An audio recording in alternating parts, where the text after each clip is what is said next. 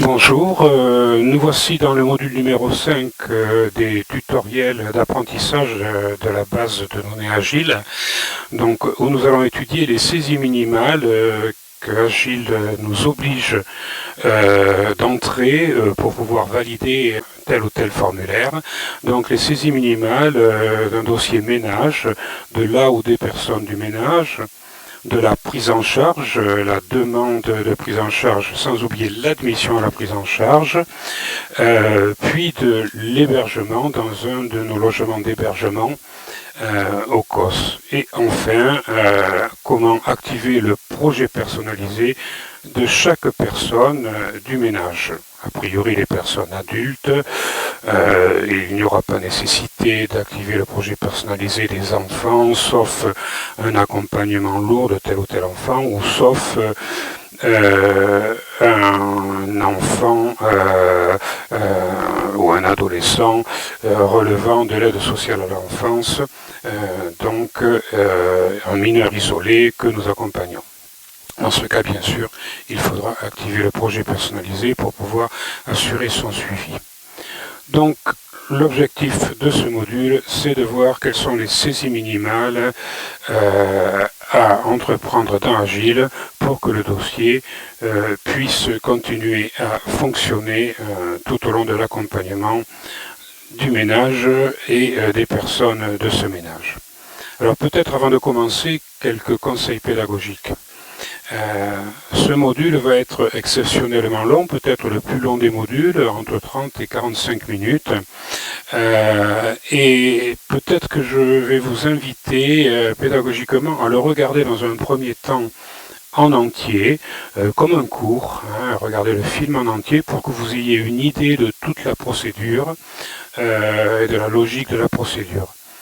Puis, dans un deuxième temps, si vous, dans le cadre de votre auto-apprentissage en particulier, surtout si vous n'avez pas eu de cours en présentiel, dans un deuxième temps, si vous avez la possibilité d'avoir un écran externe sur votre ordinateur ou un autre ordinateur sur lequel vous pourriez exécuter votre navigateur Internet sur notre chaîne YouTube avec ce tutoriel numéro 5, eh bien, vous lancez sur l'écran externe le tutoriel numéro 5 et sur l'écran interne, vous vous connectez à la base de données Agile pour pouvoir en temps réel faire vos travaux pratiques après avoir regardé le cours, c'est-à-dire que vous faites la pause sur la vidéo YouTube, le temps d'expérimenter ce qui vient d'être dit, vous réappuyez sur la barre d'espace pour relancer la vidéo YouTube, vous pourrez revenir en arrière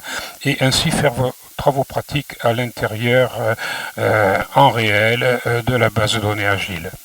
Alors attention pour faire cela, lorsque vous êtes en formation, lorsque vous êtes en auto-formation, en apprentissage, vous devez utiliser la base de données Agile Test.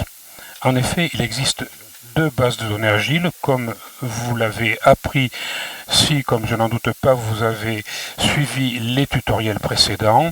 Il existe la base de données Agile Prod, la vraie base de données Agile, la base prod, production, et il existe la copie de cette base de données qui s'appelle Agile Test. On va dire la fausse base qui vous permet de vous exercer.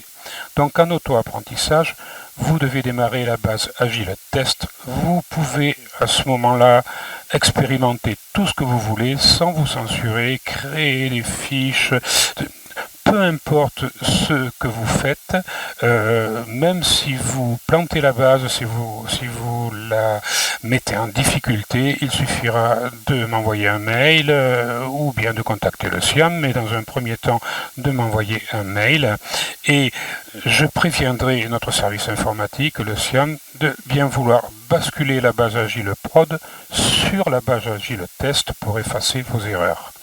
Et donc ainsi, il y aura toujours une base Agile Test qui correspond à la base Agile Prod.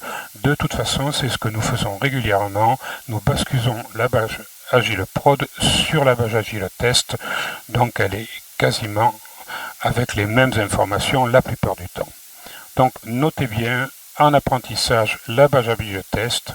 en production pour consulter, pour créer, pour écrire la base Agile Prod. Donc, dernière information pédagogique, les prérequis donc pour faire ce tutoriel, c'est bien sûr d'avoir fait les tutoriels, d'avoir suivi les tutoriels précédents et de savoir vous connecter donc à la base de données Agile qui, vous le savez, s'exécute en ligne depuis nos serveurs parisiens en vous connectant à ces serveurs avec votre ordinateur, avec un ordinateur du COS. Donc je vous renvoie au tutoriel précédent pour ces phases-là de la compréhension d'Agile et du mode de connexion d'Agile. Donc sans plus attendre, on va pouvoir passer au vif du sujet et vous présenter ce module 5. Pour faire cela, comme d'habitude, donc un PowerPoint que nous allons exécuter pas à pas, clic par clic, et que vous pourrez continuer comme ça à exécuter vous-même jusqu'à ce que vous ayez bien saisi le fonctionnement. Vous verrez, c'est très simple et surtout Agile va vous accompagner tout au long de la procédure de la saisie du dossier sur ces différentes étapes.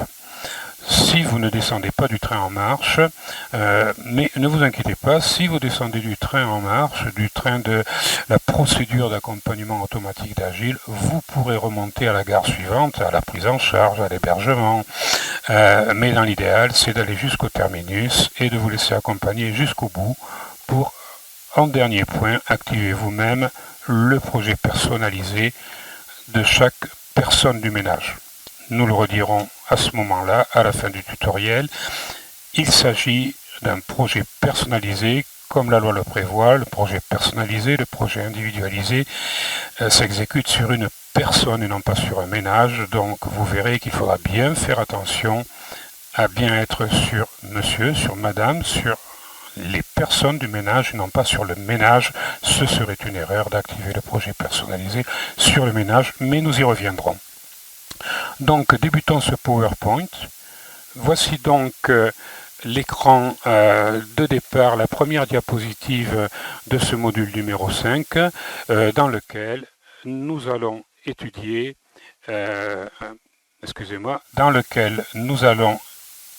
petite erreur, c'est pas grave, dans lequel nous allons étudier tout d'abord la saisie du dossier ménage, la saisie du dossier personne ou de la ou des personnes du ménage, l'activation de la prise en charge avec la demande et l'admission à la prise en charge, l'activation de l'hébergement du ménage et enfin l'activation du projet personnalisé ou projet individualisé de chaque personne du ménage. Alors, sur cette diapo, on peut faire un commentaire. Même si vous accompagnez une personne isolée, un célibataire, un mineur isolé, même un ménage d'une personne, c'est un ménage pour Agile. Il faut d'abord créer le ménage, sorte de chemise dans le cartonnet dans laquelle on va mettre les informations de la personne ou des personnes du ménage. Même pour une seule personne isolée, on crée un ménage dans Agile. Et après, on se laisse guider par Agile pour créer la personne du ménage ou les personnes du ménage si il y a plusieurs personnes dans le ménage. Donc, même pour une seule personne, on crée un ménage. Donc, comment on démarre ? Eh bien, vous connaissez déjà le fond d'écran de la base de données Agile si vous avez regardé les tutoriels précédents, si vous les avez assimilés. Donc une fois que vous avez démarré Agile, vous vous retrouvez sur le fond d'écran d'Agile dont vous connaissez les principales parties, avec la barre de lien rapide qui vous donne les principales fonctions et la barre de lien ici à droite qui est liée à la barre de lien rapide de gauche. Voilà. Eh bien, on va se mettre sur le bouton du dossier ménage et on va dire ajouter. C'est aussi simple que ça, ce sera toujours le même genre de procédure pour ajouter un nouveau ménage. À ce moment-là, Agile vous envoie une fenêtre du formulaire recherche ménage. Dans les dizaines et les dizaines, pour ne pas dire les centaines de fenêtres que vous verrez apparaître dans Agile, les fenêtres de formulaire, vous aurez la signification et le nom du formulaire toujours dans cette bande bleue. Ici, on est sur un formulaire de recherche du ménage. que va faire Agile dès que vous aurez mis simplement le nom de famille, sans prénom, puis la composition du ménage. Est-ce que c'est un couple? Est-ce que c'est une personne seule? Un couple avec enfant? Une personne seule avec enfant? Dès que vous aurez mis le nom du ménage et que vous aurez appuyé sur Chercher, Agile va chercher dans la base s'il existe déjà un ménage de ce nom pour éviter de faire des doublons.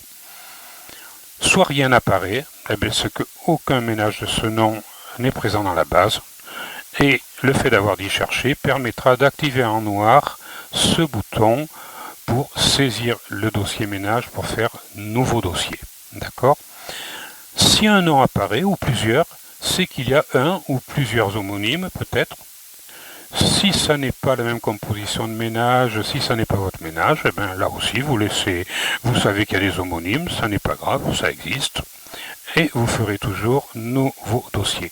Si par contre vous vous rendez compte que votre ménage existe déjà dans la base, c'est peut-être par hasard, ça arrivera sans doute rarement, mais c'est peut-être par hasard qu'une de vos collègues ou un de vos collègues a commencé à saisir ce ménage. Alors dans ce cas-là seulement, vous reprendriez le ménage en début de saisie en le sélectionnant pour vérifier ce qui a été saisi et ce qui n'a pas été saisi par votre collègue.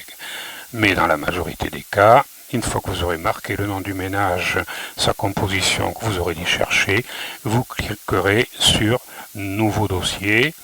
Voyez, Nouveau dossier est en noir.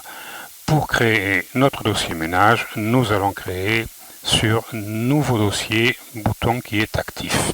Donc vous vous retrouvez avec le formulaire ménage avec un seul onglet, à l'intérieur duquel vous allez bien préciser le nom du ménage, il est déjà inscrit.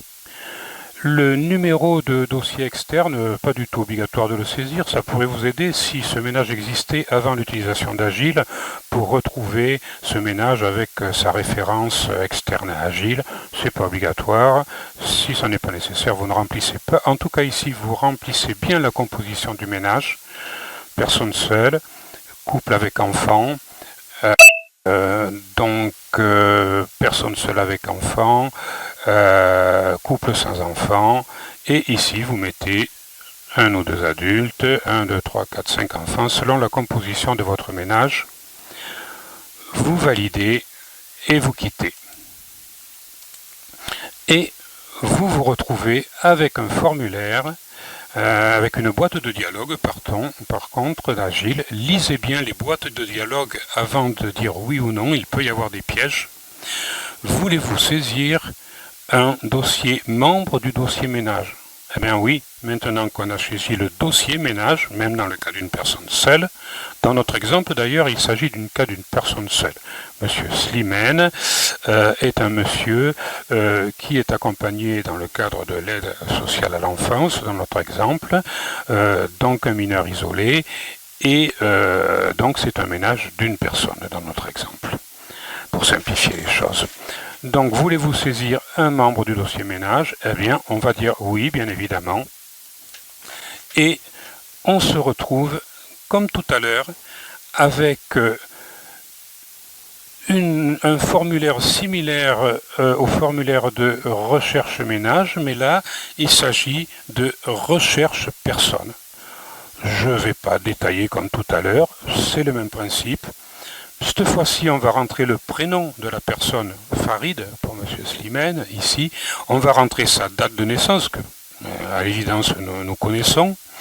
Et on va dire chercher, même principe que tout à l'heure, je n'y reviens pas. Revenez en arrière si vous ne vous souvenez plus. S'il n'y a pas d'homonyme, ou s'il y a des homonymes qui ne correspondent pas à M. Slimane, eh bien, lorsque vous aurez dit chercher, ce bouton va s'activer en noir. Et vous allez pouvoir dire nouvelle personne, nouveau dossier personne. D'accord? Et à partir de là, vous notez bien que la procédure d'accompagnement automatique d'Agile va se répéter autant de fois que de nombre de personnes du ménage. C'est-à-dire qu'au lieu d'une personne seule, si nous avons un couple avec 3 enfants, eh bien à 4 autres reprises, donc les 4 autres personnes, pour faire 5 personnes au total, vont être saisies parce que Agile va vous demander, et voulez-vous saisir un membre du dossier ménage, voulez-vous saisir un membre du dossier ménage, voulez-vous saisir un jusqu'au dernier enfant. et après Agile continuera à la prochaine procédure qui sera la prise en charge. Donc voilà, si vous faites bien attention, si vous ne descendez pas du train en marche, vous allez être accompagné jusqu'au bout. Donc,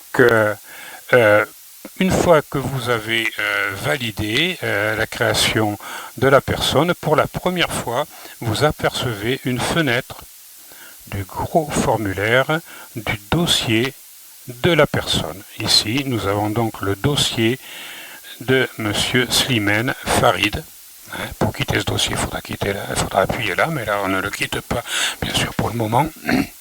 Et à l'intérieur de ce dossier, on va voir encore plusieurs fenêtres au fur et à mesure auxquelles on aura accès en cliquant sur des onglets. Alors pour le moment, on n'a que l'onglet signalétique, avec deux sous-onglets signalétique et couverture sociale.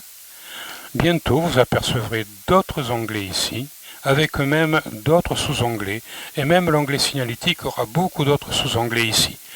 Bien sûr, l'apprentissage de ces sous-onglets, la démonstration de ces sous-onglets sera fait dans un autre tutoriel. Là, nous sommes sur les saisies minimales, et on découvrira le détail, mais c'est assez intuitif. Vous vous promènerez d'onglet en onglet pour voir qu'est-ce qui vous intéresse de rentrer à l'intérieur des champs et des listes déroulantes qu'il y a à côté des noms des champs. Ce ne sera pas à moi à vous dire qu'est-ce qu'il faut rentrer ou pas. C'est vous en équipe avec le cadre qui déciderez jusqu'à quel niveau d'utilisation d'Agile vous irez. Peut-être que dans votre service, il n'y aura pas besoin de remplir telle ou telle information. Vous ne la remplissez pas. S'il faut la remplir, il faudra jouer le jeu et la remplir.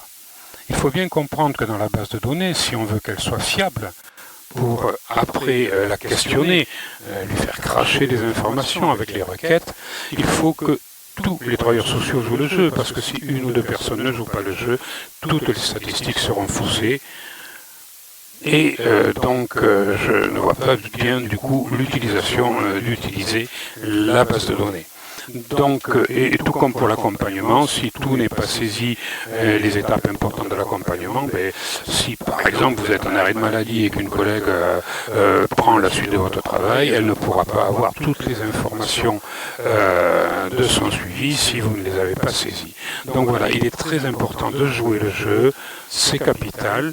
C'est pour cela que la direction du COS, du pôle précarité du COS, a décidé d'avancer à dose homéopathique avec Agile et de vous demander d'utiliser un protocole à minima. Vous l'avez vu dans les tutoriels précédents, mais il faut absolument respecter les consignes qui vous sont demandées. C'est-à-dire, une fois que les dossiers sont saisis avec les informations que vous avez en équipe avec le cadre décidé de saisir, eh bien, à chaque moment important du suivi, des rencontres, des actions faites pour ou avec votre usager, il faudra saisir des actions type et une note de suivi de cette action. C'est donc indispensable, j'insiste fortement là-dessus, pour que vous ne disiez pas que vous ne l'avez pas entendu en formation. Je crois que la pédagogie est l'art de se répéter, et là, je crois que je le répète beaucoup. Donc voilà, pour le moment, nous allons nous occuper que des saisies minimales, les champs obligatoires avec un astérix. Nous sommes pour la première fois sur le dossier d'une personne. On est pressé, on veut saisir le minimum. Qu'est-ce qu'il faut saisir ? Les champs suivis d'un astérix, le prénom, il y est déjà. Il va falloir saisir le sexe, il est ici. La date de naissance, normalement il y est déjà, vous l'avez saisi auparavant. Et la nationalité. La nationalité, ce n'est pas le pays, à cet endroit-là, c'est le type de nationalité. Dans la quasi-majorité des cas, dans nos services au COS, nous accompagnons des personnes étrangères hors Union européenne. Si l'on ne fait pas cas du service MOUS qui, lui, va s'occuper de citoyens européens, bulgaro-roumains, qui sont en squat sur l'agglomération bordelaise, tous les autres services vont s'occuper d'étrangers hors Union européenne. Donc c'est ce que vous allez choisir, ici, ce qui nous permettra plus tard dans un instant, de pouvoir activer ce bouton-là si vous cherchez à cliquer sur ce bouton. Pour le moment, il ne fonctionnera pas. C'est la surprise, on verra qu'est-ce qu'il y a derrière ce bouton dans un instant. Donc voilà, on a saisi le sexe et étranger hors Union européenne. On va valider. Ne quittez pas, on va juste valider. Et Agile va nous envoyer une boîte de dialogue. Voulez-vous continuer à compléter le dossier? Alors, attention, je vous conseille très fortement, surtout dans le cas de l'asile, de dire oui. Mais je pense que dans tous les cas, il vaut mieux que vous disiez oui. Pourquoi? Pour pouvoir avoir la possibilité d'activer ce petit plus sur fond vert ici. Et ce petit plus sur fond vert ici va nous permettre d'afficher, bien caché, tous les éléments de la procédure d'asile de notre usager, que Agile appelle la signalétique hors Union européenne, le formulaire de signalétique hors Union européenne. Plus simplement, moi j'appelle ça toutes les étapes de la procédure d'Agile. Et nous avons besoin d'aller sur ce formulaire signalétique hors Union européenne pour au minimum saisir la nationalité, le pays cette fois-ci, de naissance de notre usager et sa situation administrative par rapport à sa demande d'asile. C'est au minimum les deux champs qu'il faut saisir, parce que si vous ne le faisiez pas à la première saisie du dossier, à la fin du mois, par exemple, votre cadre ne pourrait pas tirer des statistiques qui lui sont demandées pour savoir combien il y a de personnes suivies de tel pays ou de tel autre pays, combien il y a de situations de telle ou telle situation. Donc, il est indispensable ici de dire oui pour compléter le dossier, pour au moins mettre ces deux informations. Si vous voulez mettre autre chose, parce que vous avez d'autres informations sur la main, mettez-les, ça ne fera que rendre service aux travailleurs sociaux après, qui n'auront pas à compléter ce que vous avez déjà complété. Par exemple, le numéro AGDREF, par exemple, dans le cadre de quelqu'un qui rentre en CPH, eh bien, on connaît déjà sa date d'obtention de l'asile et son statut. Donc peut-être qu'on peut le mettre dans ce champ de signalétique hors Union européenne. Mais au minimum, les deux premiers champs, là aussi, j'ai bien insisté. Donc oui, je veux compléter le dossier. Je reviens donc sur le dossier pour le compléter et maintenant je vais pouvoir cliquer sur ce plus sur fond vert à côté de étranger hors Union européenne qui va me donner quoi? Qui va me donner le formulaire très complet, vous ne voyez pas tout encore pour l'instant, mais très complet de la procédure d'asile, des différentes étapes de la procédure d'asile. Ces étapes-là, vous avez, une fois que vous avez rentré les informations principales ici, vous avez la première étape qui est la demande OFPRA et le résultat de l'OFPRA. Mais vous allez deviner, puisque vous savez déjà, si vous avez suivi les autres tutoriels, que lorsqu'il y a du bleu clair dans Agile, ce sont des liens qui vont dérouler des choses. Donc vous devez deviner que si je clique sur CNDA, je vais dérouler le cadre de la procédure CNDA, ici du réexamen OFPRA, du réexamen CNDA, de l'OQTF, toute la procédure d'asile est prévue jusqu'au bout. Notre propos dans notre exercice, c'est de saisir la nationalité et le statut actuel en déroulant bien sûr, comme toujours, les listes déroulantes. Une base de données relationnelle qui se respecte, on écrit le moins de choses possible dans des zones textuelles qui ne sont d'ailleurs pas soumises à statistiques. On choisit des choses pré-remplies, des éléments, des items pré-remplis pour ne pas risquer de faire des homonymies et pour que les statistiques soient justes.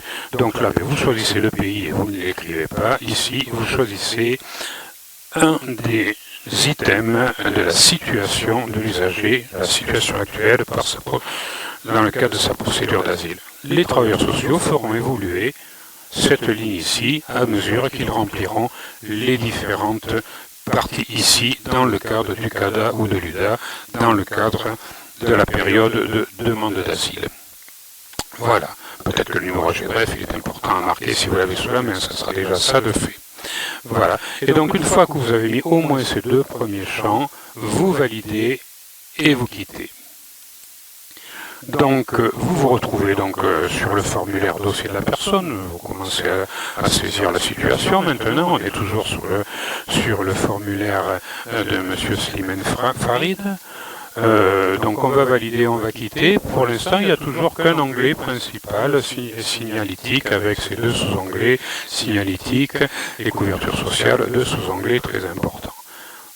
On va valider et on va quitter. Et attention à cette boîte de dialogue.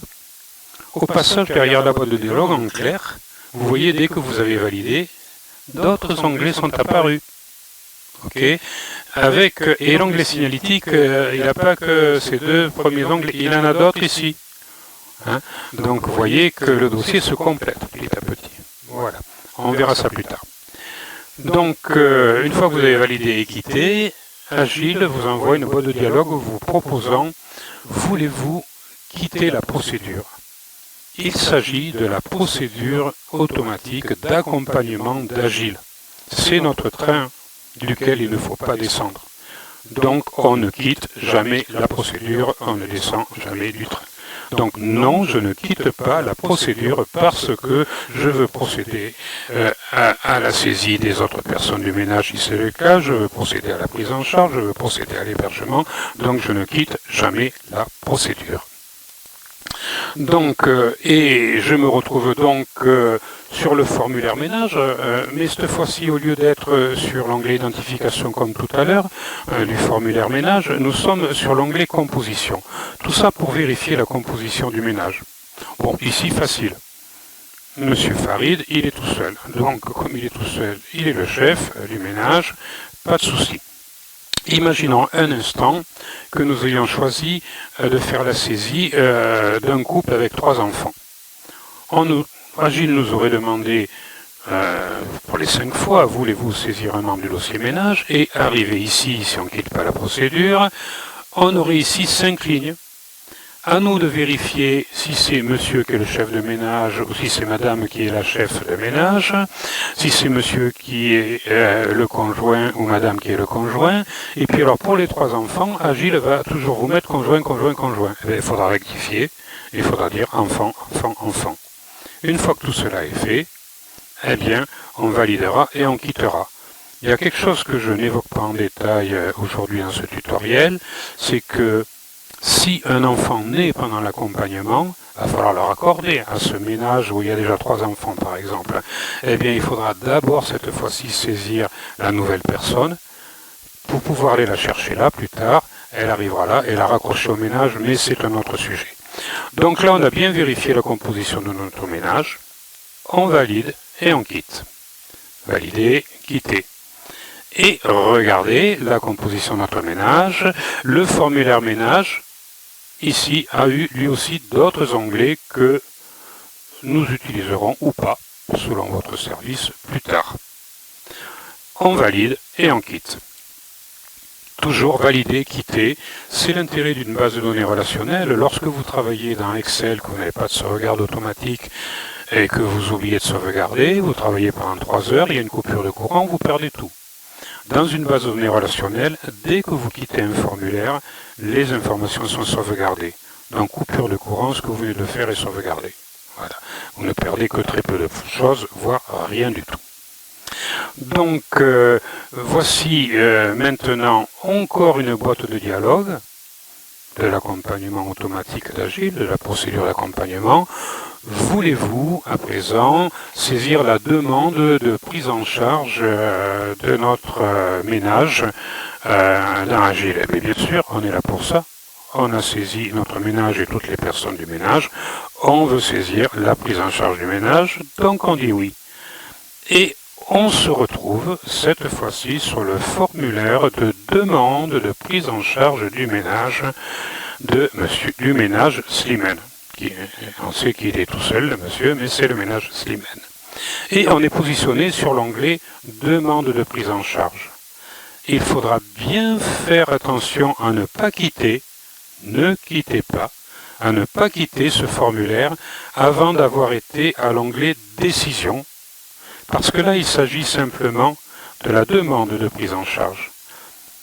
Et nous, au COS, nous décidons d'admettre le ménage le jour où nous faisons la demande. Nous n'avons pas de délai d'instruction.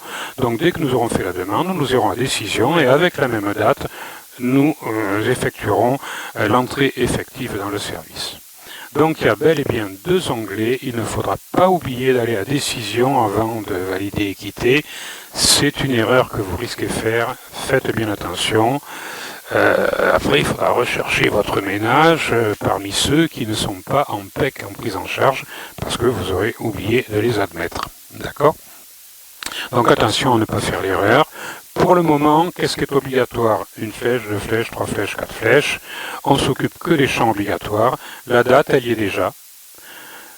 Donc le dispositif, si on est avec un mineur comme M. Slimane qui est dans un internat, eh bien on est dans le dispositif aide sociale à l'enfance. Si on est dans une famille qui est au CADA, on est dans l'asile. Si on est dans un CPH, on sera dans l'intégration. Donc ainsi de suite. Donc vous connaissez aussi bien que moi, voire mieux que moi, vos différents services. Donc vous choisissez le dispositif, ensuite la structure. Alors dans Agile, il y a 4 structures. Cancare, Isard, Les Sureaux, Mont-de-Marsan. Voilà, 4 structures, 4 lieux géographiques, et Cancare dans la région bordelaise, Isard dans la région de Pau, les Sureaux dans la région parisienne à Montreuil, et Mont-de-Marsan, qui est une structure à elle toute seule, voilà. Donc, selon où vous travaillez, vous savez où vous travaillez. Si vous travaillez à Cancare, vous mettez Cancare, et à Cancare, il y a beaucoup de services. Vous choisissez votre service. Dans notre exemple, ce monsieur va être pris en charge dans le service Internamex. Voilà. Donc on choisit Internamex. Si cette famille, si ce ménage devait être pris en charge dans le CADA, on choisirait CADA dans la liste déroulante. Tous nos services sont présents ici, c'est déjà paramétré dans Agile. Si un nouveau service devait voir le jour, ne vous inquiétez pas, on créerait le service, il apparaîtrait dans la liste, il n'y a rien à écrire, on sélectionne un item de la liste. Une fois qu'on a saisi ces 4 informations, on ne quitte pas. On va à décision, on clique sur décision. Maintenant, je suis sur l'onglet décision, toujours dans le formulaire de demande de prise en charge. Je n'ai que 2 choses à faire. Cliquez sur admission et rentrer la date d'entrée effective. Ne vous trompez pas de date, c'est celle qui a un astérix. D'accord? C'est la même date que la date de demande de prise en charge. Peut-être que vous avez fait un copier et que vous collez ici, sinon vous tapez la même date.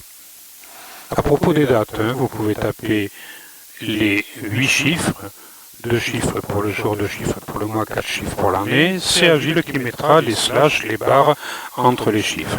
Ou alors vous pouvez même utiliser le calendrier ici. Ceci est valable pour toutes les zones de saisie où il y a une date à mettre. Donc voilà, bien maintenant qu'on n'a pas oublié de venir sur décision, on peut valider et on peut quitter.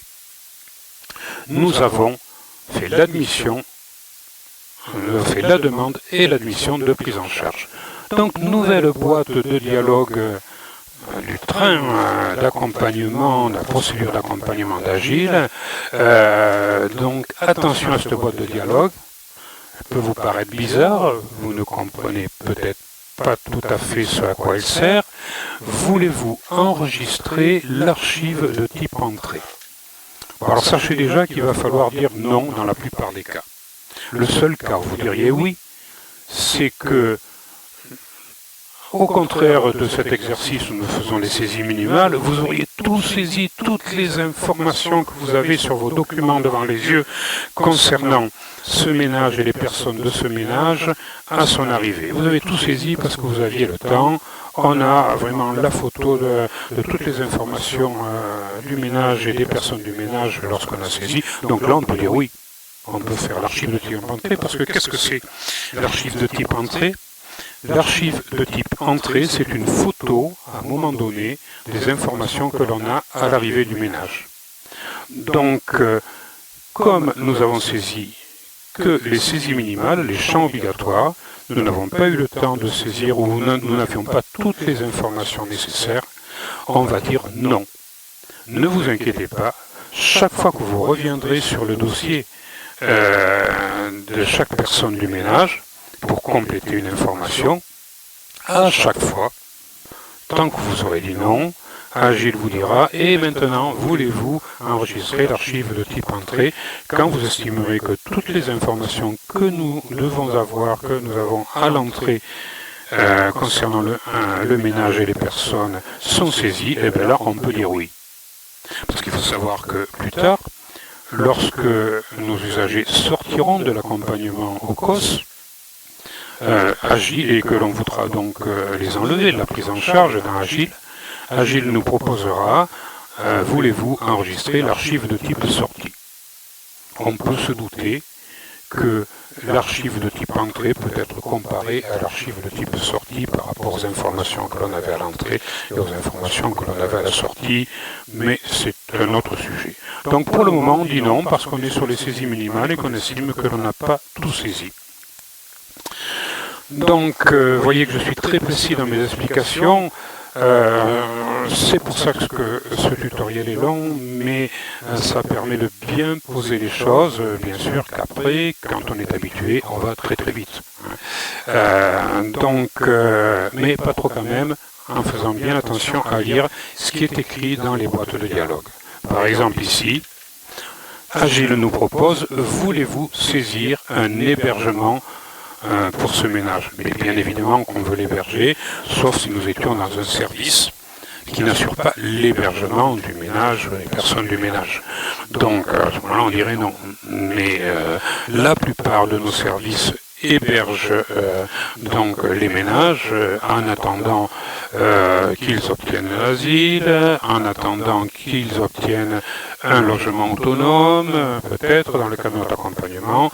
Alors oui, nous voulons héberger dans nos hébergements, dans nos logements d'hébergement, cette personne. Donc on dit oui. Et voici maintenant la fenêtre du formulaire hébergement. Dans la partie haute, vous avez la composition de la famille. On sait qu'ici c'est une personne seule. On aurait 5 personnes, il y aurait un petit ascenseur ici et on verrait les différentes personnes.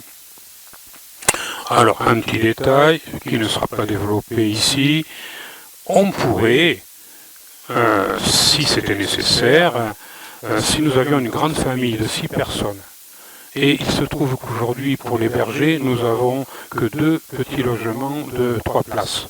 Nous pourrions héberger la moitié de la famille, par exemple madame avec 2 enfants, puis monsieur avec 2 enfants, dans 2 logements différents. À ce moment-là, on cliquerait sur les 3 premières personnes qu'on veut héberger dans le premier hébergement, on ferait la procédure, et puis on reviendrait sur ce ménage, et on prendrait les 3 autres personnes, et on les mettrait dans un autre logement. Mais je ferme la parenthèse, ça sera rarement le cas, et ça n'est pas notre objectif.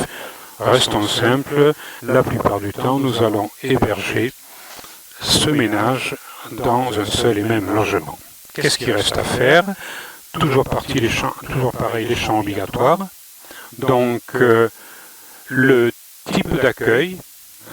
Donc, la plupart du temps, ce sera hébergement. Liste déroulante, vous choisirez les modalités d'accueil.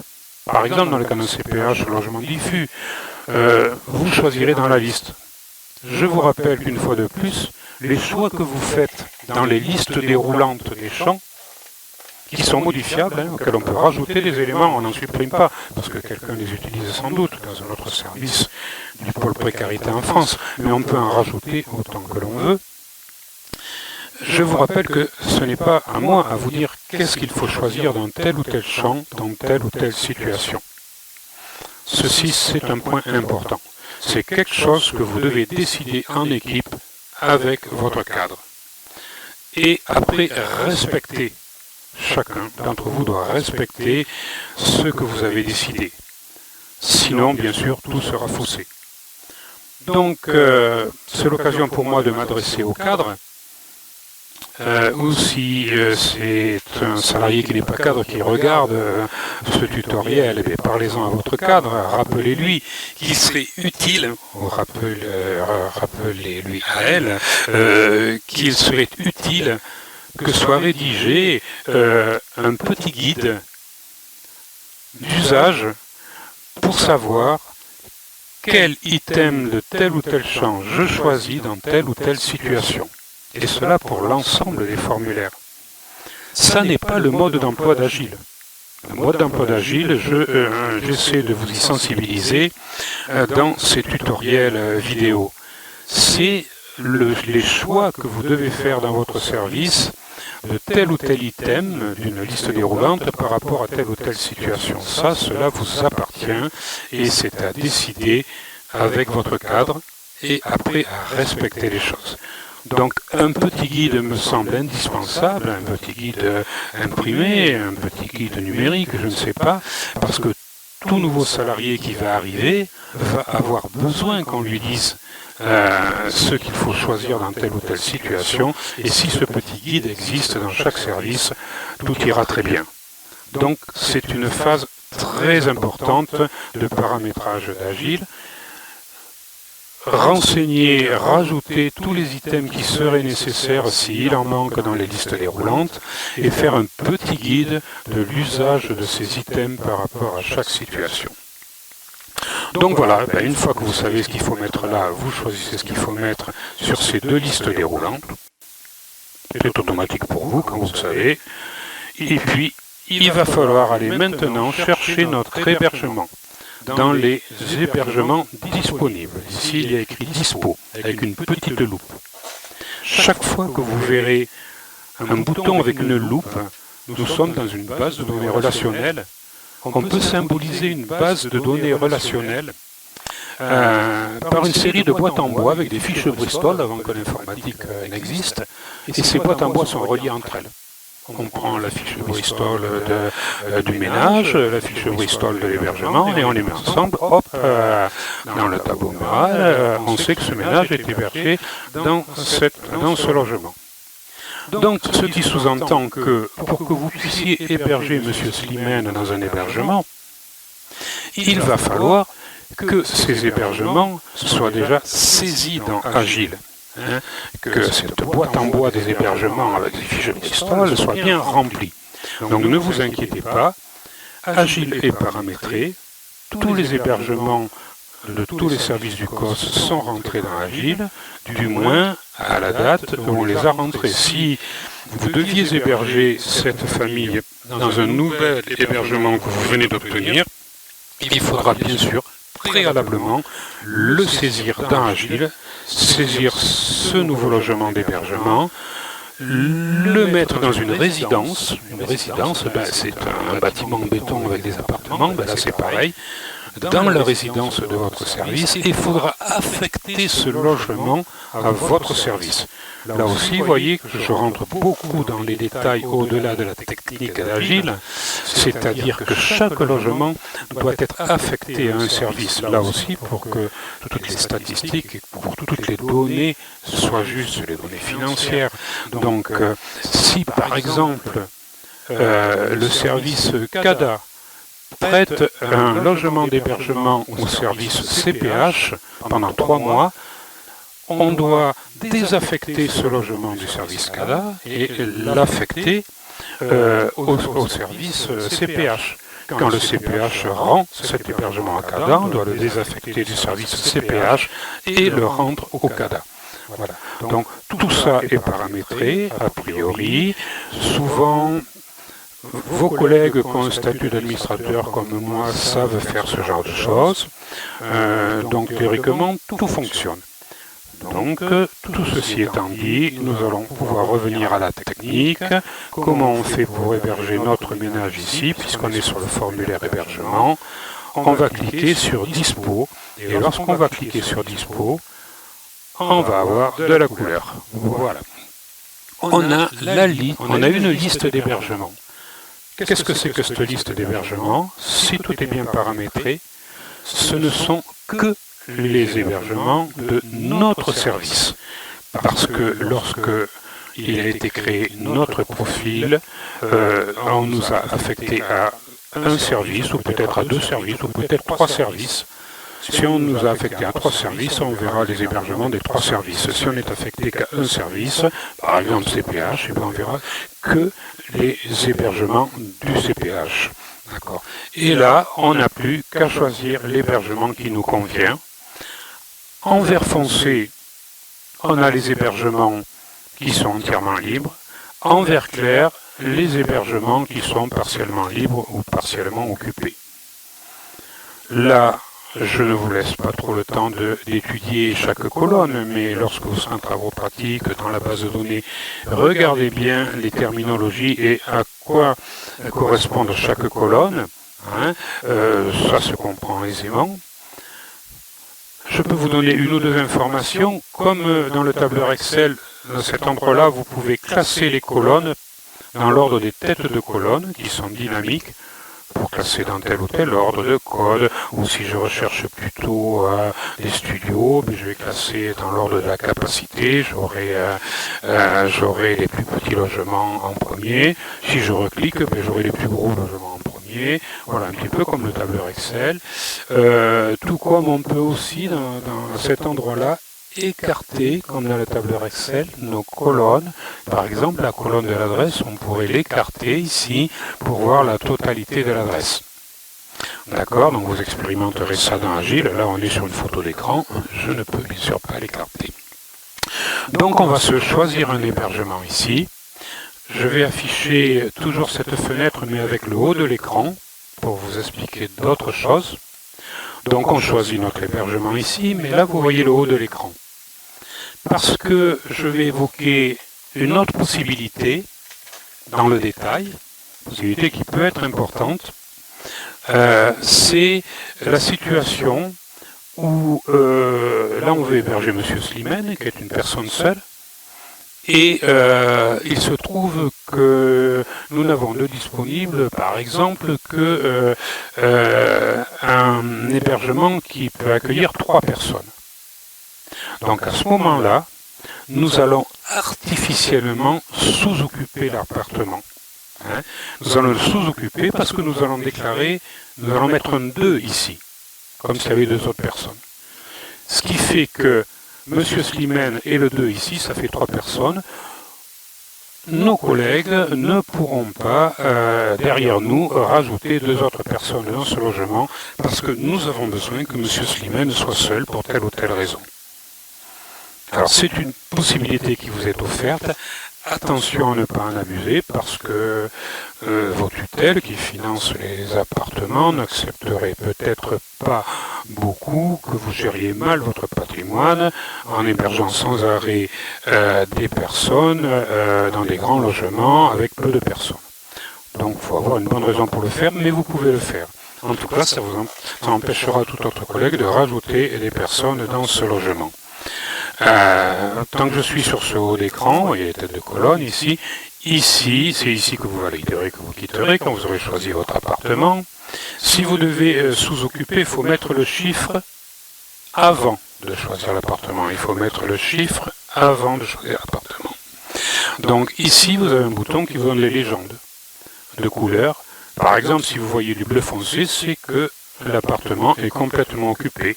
C'est un appartement qui pouvait accueillir 4 personnes. Il y a 4 personnes dedans. Il est en bleu foncé.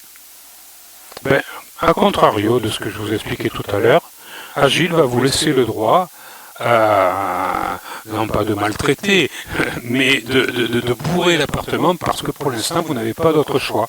Donc il y a la possibilité que de 4 personnes, et bien vous rajoutez M. Slimane comme 5e personne dans cet hébergement collectif, en rajoutant un couchage parce que vous n'avez pas d'autre solution pour le moment, donc c'est possible, on peut le faire. Donc je reviens sur ce numéro. Si vous saviez déjà à l'avance dans l'écran précédent que vous allez mettre M. Slimane dans un appartement où il rentre 3 personnes, ce 2 ici, vous auriez pu le mettre dans l'écran d'avant. Ici, avant d'appuyer sur Dispo, vous auriez pu mettre 2, parce que vous savez très bien que vous allez le mettre dans un logement de 3 personnes et qu'il sera tout seul. Voilà. Donc, voilà, vous avez hébergé la personne. elle est hébergée ici. C'est écrit aussi ici, parce que vous aviez vu que vous ne pouviez pas écrire ici. Il a fallu appuyer sur Dispo. Notre ménage est hébergé, on peut valider, on peut quitter.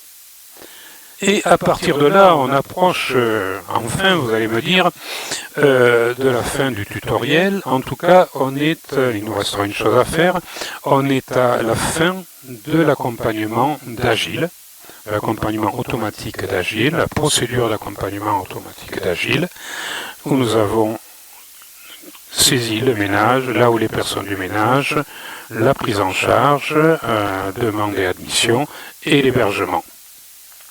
Donc on retombe sur l'écran principal d'Agile. Et là, il faut faire attention à ne pas se tromper, puisqu'il nous reste une chose à faire, c'est activer le projet personnalisé, le projet individualisé de chaque personne du ménage. Vous voyez, c'est écrit en rouge, de chaque personne du ménage. Et non pas du ménage. C'est une erreur que vous pourriez faire, parce que quand vous allez quitter la procédure, vous risquez d'être positionné sur ménage, comme ici. Vous voyez? Et si vous disiez, on est sur la demande de prise en charge, projet personnalisé, vous feriez, et que si vous disiez ajouter, vous créeriez un projet personnalisé pour le ménage. Ça n'est pas la loi, ça n'est pas ce qu'il faut faire. Votre accompagnement se fait sur des personnes. D'accord? Donc le projet personnalisé concerne la personne. Donc il faut faire le projet personnalisé pour monsieur et pour madame dans le couple. D'accord? Attention à l'erreur. Donc il faut activer le projet personnalisé. Et voyez sur cette photo, en fait, il y a une erreur. On va dire que c'était pour voir si vous suiviez. Parce que, vous voyez, le nom de M. Slimane, il est là, ménage. Ben, ça ne va pas. Parce que il faut passer sur personne, ici, pour que M. Slimane soit ici. Ce ne soit pas le ménage Slimane, mais que ce soit Farid Slimane. Et quand il y a votre nom et votre prénom ici, là, vous pouvez dire projet personnalisé et ajouter. D'accord? Donc, je vais continuer la procédure ici et après je vais vous montrer en situation réelle dans Agile comment on fait pour basculer de personne à ménage et de ménage à personne. Voilà, comment je vais faire pour... D'accord, je suis sur le ménage, comment je fais pour être sur la personne? On va voir ça dans un instant. Donc voilà, une fois que je suis bien sur la personne et que je dis projet personnalisé, je me retrouve devant ce formulaire, pour la première fois, le formulaire du projet personnalisé. Hein, et voyez, une erreur, c'est le ménage. Il faut que ce soit le projet personnalisé de Monsieur Slimane. Il faut mettre ici projet personnalisé et il faut mettre une date. C'est tout. Et c'est quelle date? C'est la date de prise en charge. C'est la date d'arrivée de la personne, puisque le projet personnalisé commence le jour où la personne rentre dans nos services. Alors, il peut y avoir un cas de figure un petit peu différent. Je crois savoir que dans le cadre du CPH, les travailleurs sociaux négocient avec la personne le déroulement du projet personnalisé. Qu'est-ce qu'on va faire? D'ailleurs, c'est bien ce qui va être prévu, vous allez le voir dans un instant, dans le formulaire projet personnalisé. Et peut-être que cette négociation va prendre 15 jours ou 3 semaines. Si on laisse cette dette-là, comme je crois savoir qu'il y a une durée de 7 mois dans un CPH pour accompagner la personne, on va lui bouffer 3 semaines à notre usager, on va lui prendre 3 semaines. Donc bien évidemment que le jour où la personne signe son projet personnalisé dans le cadre du centre provisoire d'hébergement, du CPH, on reviendra ici, projet personnalisé, modifié, et on changera la date. Tout comme on mettra une date de fin, 7 mois après. Donc le dernier jour du 7e mois. Qu'est-ce qui se passera à ce moment-là si nous devons garder la personne encore en accompagnement? Il faudra revenir au nom de la personne, projet personnalisé, ajouter. Et cette fois-ci, on rajoutera dans la liste déroulante un avenant au projet personnalisé avec la date du premier jour de la deuxième période et une date de fin. Voilà, et lorsqu'on a fait ça, Donc ici, une seule chose à faire, projet personnalisé et la date, on valide et on quitte, et on se retrouve avec le formulaire du projet personnalisé tel que l'auront les travailleurs sociaux chaque jour au fil des jours, des semaines, des mois d'accompagnement de l'usager. Projet personnalisé qui va être rempli. Tout d'abord, on voit de nouveaux onglets qui sont apparus dans le cadre de l'élaboration du projet, avec des intervenants, avec les souhaits de la personne, justement ce qui a été négocié. Le copier-coller est possible dans ces zones. Si on a rédigé par exemple le projet personnalisé dans Word, on pourra le copier et le coller là-dedans, ou vice-versa. Si on avait rédigé là-dedans et que l'on veut l'extraire, on pourra le copier et le coller dans Word. Ce n'est pas un souci. Tout comme ici, on peut avoir un éditeur complet de type Word. Mais ça, on le verra plus tard dans un prochain tutoriel. Donc ça, c'est l'élaboration, les souhaits et les axes de travail que l'on se fixe, toujours en prévision, dans l'élaboration. Puis après, il y a l'onglet suivi que l'on verra aussi dans le prochain tutoriel, où là, les travailleurs sociaux vont, à chaque fois qu'ils vont faire une action avec un usager, passer par la personne, projet personnalisé, modifié, suivi, et ils déclencheront une action type suivie d'une note de suivi. C'est le protocole minimal imposé par la direction du pôle précarité au COS et qui vous a été expliqué dès les premiers tutoriels. Dès le premier tutoriel, le tutoriel 01. Donc voilà, on est venu juste ici activer le projet personnalisé. On va pouvoir valider. On se retrouve sur l'écran principal d'Agile. Comme d'habitude, avec, vous voyez, il y a bien la personne sélectionnée, j'insiste bien, ce n'est pas le ménage, là il n'y a pas d'erreur, c'est la personne qui est sélectionnée, et donc la personne sélectionnée est ici. Si on doit la modifier, on appuie ici pour modifier son dossier, pour continuer à le remplir, puisque je vous rappelle que nous n'avons rempli que les saisies minimales. Personne. On marque les 3 premières lettres, par exemple de son nom, M. Slimane, il va apparaître dans la liste, on le choisit, il apparaît là, on modifie son dossier. Si on voulait rentrer des éléments, des actions et des notes dans le cas du projet personnalisé, on a M. Slimane ici, on lui dit projet personnalisé et on lui dira modifier pour modifier le projet personnalisé. Ce sera l'objet d'un prochain tutoriel. Donc, et puis je vous renvoie l'écran du dossier, puisque donc si je reviens sur précédent, lorsque j'ai la personne ici, qui est ici, que je la sélectionne et que je lui dis modifier, j'arrive sur le dossier de la personne, retour à la case départ, mais cette fois-ci je peux compléter les divers champs, que ce soit sur la signalétique hors Union européenne, la procédure d'asile, ou sur les autres onglets et sous-onglets ici, que l'on étudiera plus tard et que vous pouvez découvrir d'ailleurs par vous-même, c'est très intuitif.